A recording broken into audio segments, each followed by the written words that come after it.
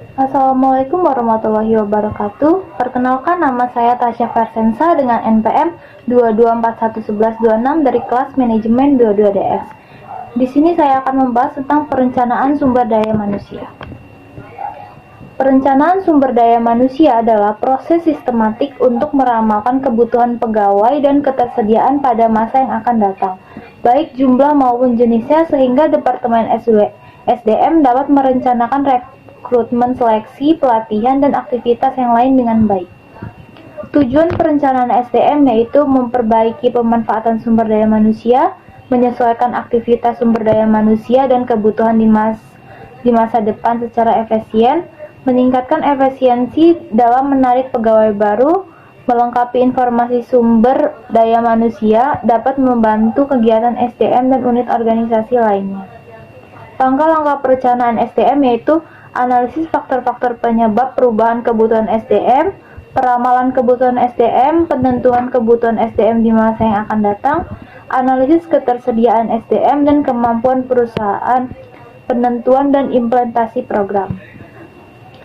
Proses perencanaan SDM yaitu peramalan kebutuhan. Peramalan kebutuhan adalah aktivitas penentuan jumlah, keterampilan, dan lokasi karyawan yang akan dibutuhkan organisasi di masa mendatang dalam rangka mencapai tujuan-tujuannya.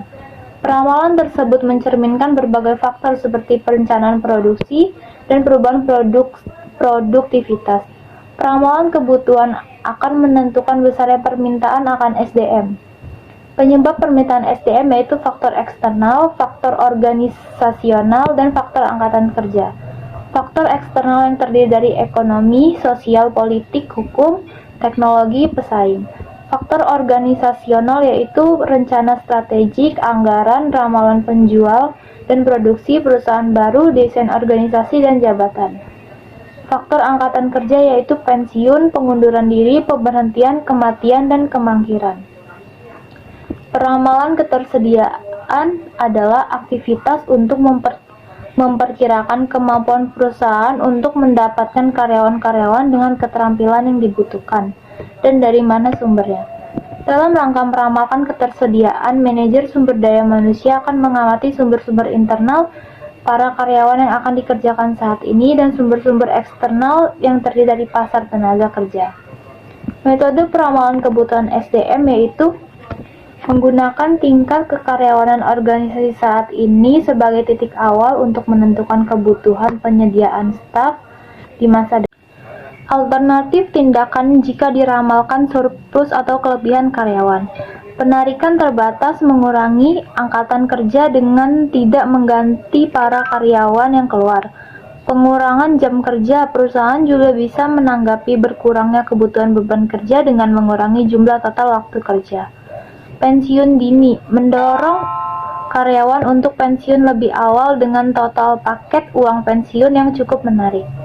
Perampingan atau downsizing juga dikenal sebagai restrukturisasi dan restructuring, pada dasarnya adalah kebalikan dari pertumbuhan perusahaan dan menyarankan perubahan sekali waktu dalam organisasi dan jumlah karyawan yang dipekerjakan. Biasanya baik struktur organisasi maupun jumlah karyawan dalam organisasi. Alternatif tindakan jika diramalkan defisit atau kekurangan karyawan. Perekrutan, penciptaan pendekatan-pendekatan baru untuk merekrut organisasi, mungkin harus merekrut di wilayah-wilayah geografis yang berbeda dibandingkan pada masa lalu. Menggali metode-metode baru dan mencari tipe-tipe kandidat yang berbeda. Insentif kompensasi karena persaingan yang ketat dalam mendapatkan karyawan pada situasi permintaan tinggi, perusahaan harus mengendalikan insentif kompensasi.